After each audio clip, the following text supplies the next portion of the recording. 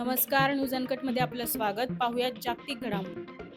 पाकिस्तानचे माजी पंतप्रधान इम्रान खान यांना सर्वोच्च न्यायालयाकडून जामीन. अमेरिकेतील नेवार्क इथल्या मंदिरावर भारत विरोधी संदेश लिहून मंदिराची विटंबना करण्याच्या घटनेचा भारतानं व्यक्त केला तीव्र निषेध.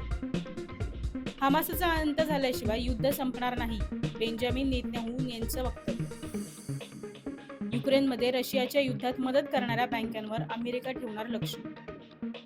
मी हिटलरचा विद्यार्थी नाही, हुकुमशहा म्हणून राज्य कधीच करणार नाही, डोनाल्ड ट्रम्प यांचं वक्तव्य. कॅनडानं गाझामधील लोकांसाठी आणि कॅनेडियन नातेवाईकांसह तात्पुरता व्हिसा केला जाहीर. भारतीय प्रवासी असलेले विमान फ्रान्समध्ये अडवलं. अफवा पसरवल्याच्या आरोपात चीनने केले 34,000 ऑनलाईन अकाउंट बंद, तर 6,300 लोकांना शिक्षा. इस्लामिक गटाचा संबंध असल्याच्या आरोपावरून तुर्कीने केलं 300 जणांना अटक.